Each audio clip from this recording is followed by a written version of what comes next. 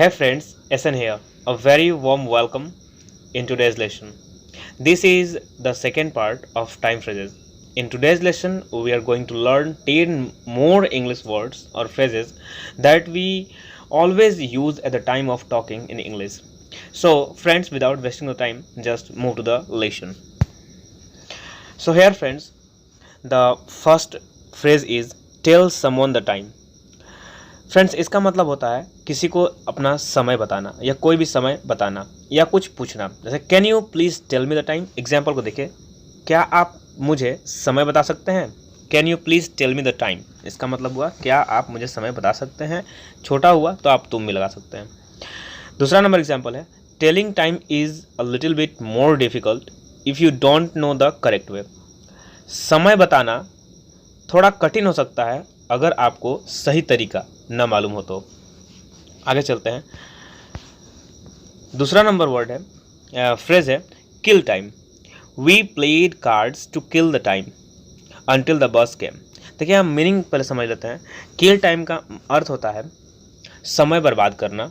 Actually हमको कोई काम करना है और उस काम को मैं कर नहीं पा रहा हूँ किसी वजह से, तो मुझे कुछ और काम को कर रहा हूँ उस काम का जगह पर, तो वो हुआ किल टाइम। एक्चुअली मेरा काम का ज़रूरत कहीं और है बट मैं कर कुछ और रहा हूँ इसलिए। सो यहाँ पर एग्जाम्पल है we played cards to kill the time until the bus came. हम लोग कार्ड्स खेले यानी पत्ते खेले, कब तक, अपने समय को बर्बाद करने के लिए, यानी समय को पार करने के लिए, समय काटने के लिए, जब तक कि बस नहीं आ गई। दूसरा है आई ऑफन या often read some novels to kill time when I am alone at home. मैं अक्सर क्या करता हूँ, नॉवेल्स को पढ़ा करता हूँ अपना समय काटने के लिए या अपना समय बर्बाद करने के लिए। एक्चुअली बर्बाद नहीं, काटना ही सही वर्ड है इसके लिए। When I am alone at home, तो इसका मतलब है जब मैं कभी घर पे रहता हूँ तो अपना समय काटने के लिए मैं नॉवेल्स को पढ़ता हूँ। आगे take your time. Take your time का मतलब होता है फ्रेंड्स कि कोई अगर कोई काम कर रहा है तो उसमें अपना पूरा टाइम लगा करके, टाइम ले करके उस काम को वो पूरा करे। तो यहाँ है टेक योर टाइम का मतलब हुआ कि समय लगाना या समय का सही में सही यूज़ करना, सही टाइम पर। एग्जाम्पल से क्लियर करते हैं। Take your time taking the test, मतलब टेस्ट देते समय तुम अपना भरपूर समय लो, मतलब अपना समय लो। जल्दीबाजी में टेस्ट को मत दो कि वो ख़राब हो जाए। अगला है take your time and complete the work. तुम अपना पर्याप्त समय लो, तुम अपना समय लो और क्या करो, इस टेस्ट वर्क को कंप्लीट करो। मतलब कि जल्दीबाजी में ऐसा ना करो कि ये वर्क ख़राब हो जाए। तो यह टेक योर टाइम का मतलब आप समझ चुके हैं। आगे चलते हैं। Find time. देखिए, फाइंड टाइम का मतलब होता है पर्याप्त समय होना या समय निकालना। सपोज दैट मैं अभी कुछ काम कर रहा हूँ, मुझे कुछ समय बाद कुछ काम करना है, हालांकि मैं बिजी हूँ लेकिन मैं फिर भी समय निकालता हूँ उस काम को करने के लिए, तो इसका मतलब हुआ कि मैंने टाइम को फाइंड किया, मैंने फाइंड टाइम उसको कहते हैं हम। एग्जाम्पल का थोड़ा समझते हैं। I wish I could find the time to teach more students. मैं इच्छा करता हूँ कि काश मैं समय निकाल पाता कि जिससे मैं और स्टूडेंट्स को और विद्यार्थियों को पढ़ा पाता। यहाँ फुल स्टॉप छूट गया। नेक्स्ट है find your time to join the library. मतलब कि कुछ समय अपना निकाल लो जिससे तुम लाइब्रेरी को ज्वाइन कर सको, माने लाइब्रेरी ज्वाइन कर सको। तो फाइंड टाइम का मतलब आप समझ चुके हैं। आगे हम देखते हैं 5 number run out of time. Run out of time का मतलब होता है समय का खत्म होना। जब समय खत्म होने लगता है तो हम इसे कहते हैं कि समय जो है वो रनिंग आउट हो रहा है, माने रन आउट हो रहा है। अब हम लोग को उस काम को करने के लिए और वक्त नहीं मिलने वाला। I am running out of time to upload the video today. आज मेरा वक्त जो है वो समय जो है वो ख़त्म हो रहा है, मैं आज वीडियो शायद अपलोड ना कर पाऊँ। मतलब जो मैंने टाइम निश्चित किया था वीडियो अपलोड कर देने का, वो टाइम मेरा आज का रन आउट हो गया, मतलब वो टाइम ख़त्म हो गया। Last week he couldn't finish the test. पिछले सप्ताह वह टेस्ट फिनिश नहीं कर सका। He run out of time, क्योंकि उसका समय ख़त्म हो गया था।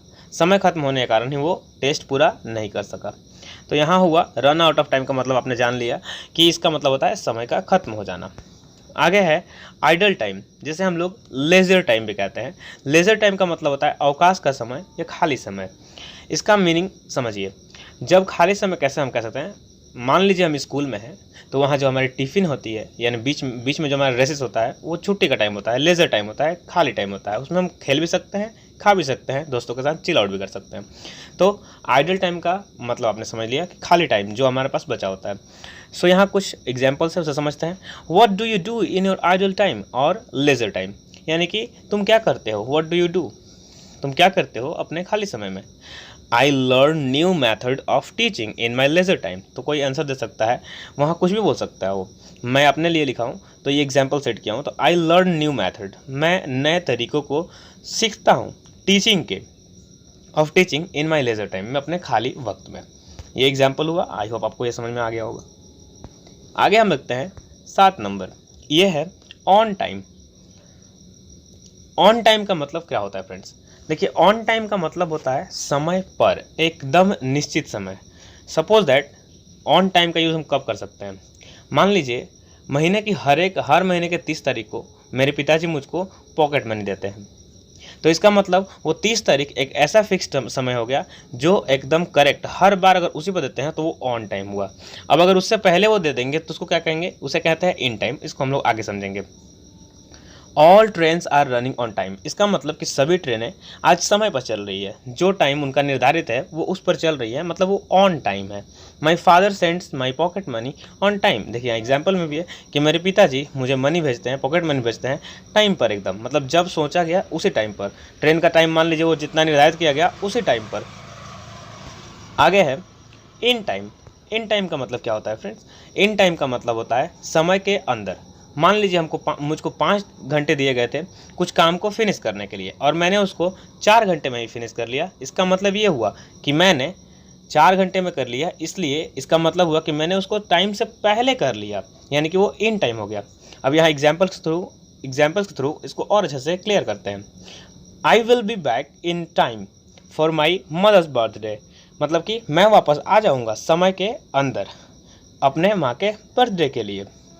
अगला एग्जाम्पल है if you want to go to cinema, अगर आपको सिनेमा जाना है, मतलब मूवी देखने जाना है, तो क्या करना होगा? You have to finish your work in time, आपको अपना काम समय से पहले ख़त्म करना होगा। आगे एग्जाम्पल समझते हैं 9 नंबर को, had the time of one's life. Had का मतलब होता है बिता देना। सपोज दैट कि आपने अपना पूरा लाइफ जी लिया, तो आपने अपना लाइफ के समय को बिता चुके हैं।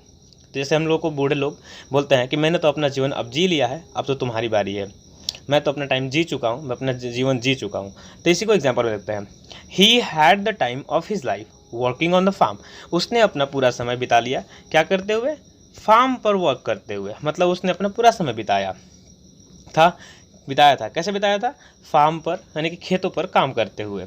It look like he was having the time of his life, किसी को देख करके हमें ऐसा लगता है कि बहुत मज़े कर रहा है, अपना लाइफ का पूरा आनंद ले रहा है, तो उस समय भी हम इसका यूज़ कर सकते हैं। बोल सकते हैं कि अपना जीवन को आनंद पूर्वक, मतलब वो अपने लाइफ को बहुत मज़े से जी रहा है, मज़े से काट रहा है। तो इट लुक लाइक, ऐसा लगता है, ही वॉज हैविंग, वह बिता रहा है the time of his life, बहुत मज़े से अपने मतलब जीवन का समय।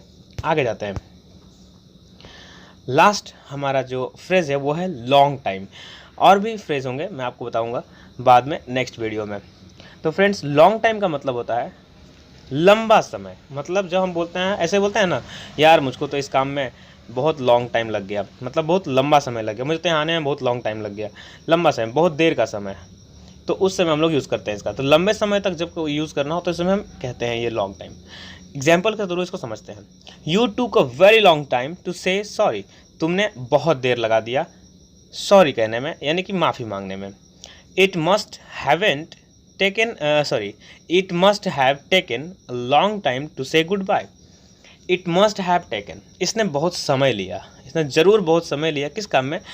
अ long time to say good bye, bye कहने में। सपोज दैट आपको किसी से बात करने में बहुत अच्छा लगता है, तो आप उसको जल्द ही बाय नहीं कहना चाहते हैं, जल्द ही गुड बाय नहीं कहना चाहते हैं, तो उस समय आप इसका फ्रेज़ का यूज़ कर सकते हैं कि उसने क्या किया कि बहुत समय लिया हमको गुड बाय कहने के लिए। तो इस तरह से फ्रेंड्स, ये हमारा जितने 10 फ्रेज़ थे वो कंप्लीट हुए। ये पार्ट 2 था, और मैं जल्द ही इसका पार्ट 3 लाऊंगा। इसमें भी कुछ अमेजिंग वर्ड्स जो होंगे उनके बारे में चर्चा करेंगे उसमें, और उसमें समझेंगे कि कैसे हम लोग इसको इंग्लिश में अपना यूज़ कर सकते हैं, and how we will develop our communication skills by doing this words. Okay, so यहाँ मेरा यूट्यूब चैनल SNK पाठशाला है, आप इसको सब्सक्राइब कर सकते हैं और उसके पास में जो बेल आइकन है उसको क्लिक करके नोटिफिकेशन के लिए ऑन कर सकते हैं। जिससे क्या होगा कि जब मैं कोई भी नई वीडियो डालूँगा, मैं केवल इससे स्पोकन से रिलेटेड वीडियो ही नहीं डालता हूँ, बल्कि एजुकेशनल वीडियो जो है आपके वो टेक्स्ट बुक से रिलेटेड भी आते हैं, वेस्ट बंगाल बोर्ड के क्लास 10th और 12th से रिलेटेड भी आते हैं और ग्रामर से भी। तो जिसमें इंटरेस्ट होगा वो उसके लिए पढ़ सकता है। चलिए मिलते हैं अगले वीडियो में। टिल देन टेक केयर, अपना ख्याल रखें और सुरक्षित रहें। जय हिंद।